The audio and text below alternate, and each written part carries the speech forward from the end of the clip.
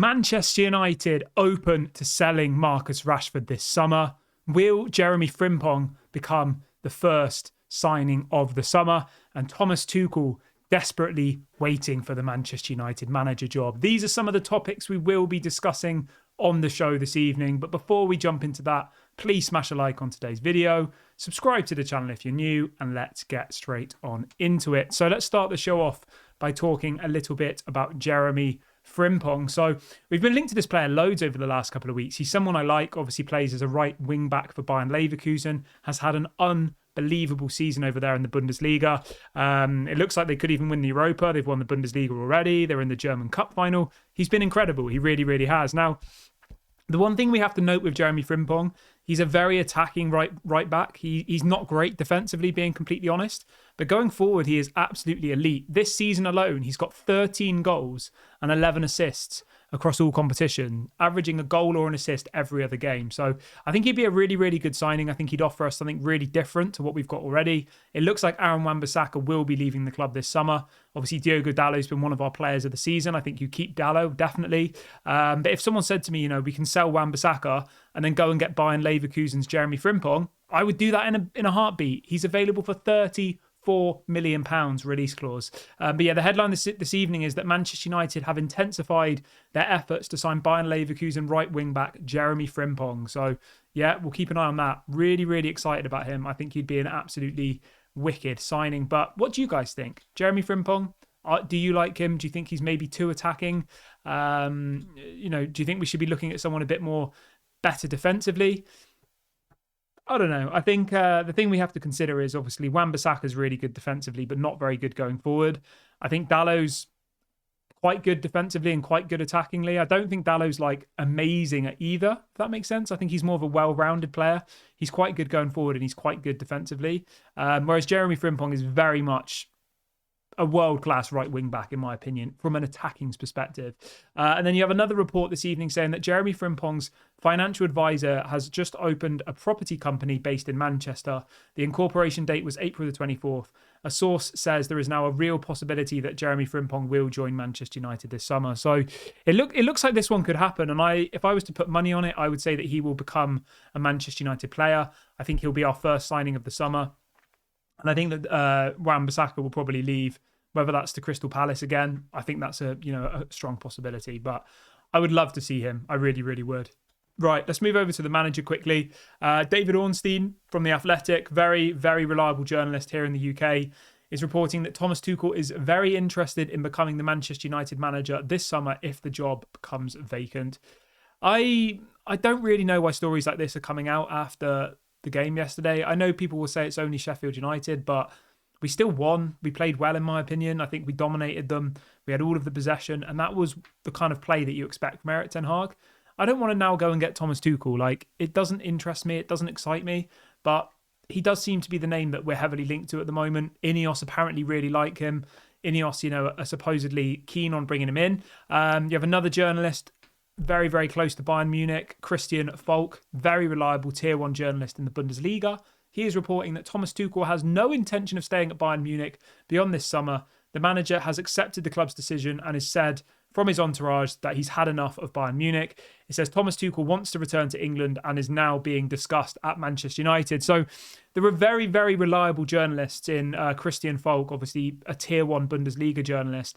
And then you've got David Ornstein, who's a tier 1 journalist here in the UK, both reporting that, Thomas Tuchel to Manchester United has legs in it. And it's something that, he wants to happen. I mean, he can want it to happen all he wants, but Thomas Tuchel, mate, I don't think you're the right man for the job. I'm sorry. I think Erik ten Hag is. And if it's not going to be Erik ten Hag, I think we need to look for someone a little bit better than Thomas Tuchel, personally. He failed at PSG. He's failed at Bayern Munich. Chelsea, I mean, he got sacked from Chelsea. I know he won them the Champions League, but he still got sacked after a few seasons. So for me, it's a no. But let me know in the comment section, is Thomas Tuchel an upgrade on Erik ten Hag? Let me know your thoughts. Talking of Erik ten Hag, I really, really like this, by the way. So Erik ten Hag has apparently refused to take questions from a number of journalists who were critical of him during and after Manchester United's dramatic Wembley collapse at the weekend. The story goes on to say that Ten Hag has felt that some of the opinions and reporting of his future as United manager has crossed the line, and he believes it to be disrespectful. I mean, I don't blame him, to be honest. Some of the stories that have been put out over the last couple of days about Ten Hag from people like Samuel Luckhurst at Manchester Evening News, I mean, it's absolutely disgraceful. It really, really is. And I don't really understand how, an impartial journalist can put out stories like they have been. I don't think it's good journalism. I think it's poor. But I mean, if that's how they want to get their clicks, then that's completely up to them. So I fully respect Erik ten Hag for this. And I think it's good that he's standing his ground. It's good that he's letting these journalists know that he's not going to be taken for a fool, and effectively just ban them from the press conferences. Say to Samuel Luckhurst, you've wanted me sacked all season. You're not welcome here. Go away. We know that Sir Alex Ferguson did it, didn't we, many, many years ago? I think it was with the BBC. He banned them from the press conferences. So, yeah, I actually rate Erik ten Hag for that. And I think it shows that, he's not taking any nonsense, really, because obviously we know Ole Gunnar Solskjaer was all smiles and laughs and everyone's friend. But Erik ten Hag's just not going to be treated like this, and I respect that. But, yeah, let's move on from that, though. Let's talk a little bit about outgoings. We have an update for you on Victor Lindelof, somebody who 100% needs to leave the club this summer. The headline this evening is that apparently Galatasaray have made Victor Lindelof their top defensive target this summer, and they are determined to sign him. I'll tell you what, Galatasaray, you're welcome to him. Lindelof has been a relatively good servant for Manchester United. He's been happy to be the third, fourth, fifth choice centre-back. He's 29. I think he's 30 in a couple of months. I would move him on now. I think he does still have some resale value. I would imagine you could probably get about 15, 20 million euros for him. He's got 1 year left of his contract. I wouldn't be giving him a new contract. So sell him this summer, move him on, and hopefully, we can then reinvest that money in other areas. Because for me, Lindelof's not good enough for Man United. I don't think he ever has been, really. The only time he really got a good run out was with Harry Maguire, and those two together weren't very good. I'm sorry. As a combination anyway, but let me know what you guys think about that. Keeping on the topic of outgoings, there's some questionable stories coming out this evening. There seems to be loads of news about Manchester United, and the headline this evening in the UK is that Manchester United are ready to cut their losses on Antony this summer. I personally don't believe that for a second. Erik ten Hag signed Antony last summer for £80 million. Why is he now going to sell him for less than that? It doesn't make any sense. The only way I could see that happening is if Ten Hag was sacked. Then maybe Manchester United say Antony doesn't work, the new manager doesn't want him, and then they get rid of him.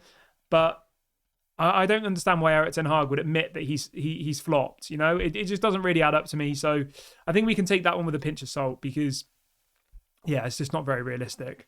But yeah, the main headline I wanted to focus on this evening, which is the biggest talking point, is this: Manchester United are reportedly willing to sell Marcus Rashford this summer. That's the headline that's being reported this evening.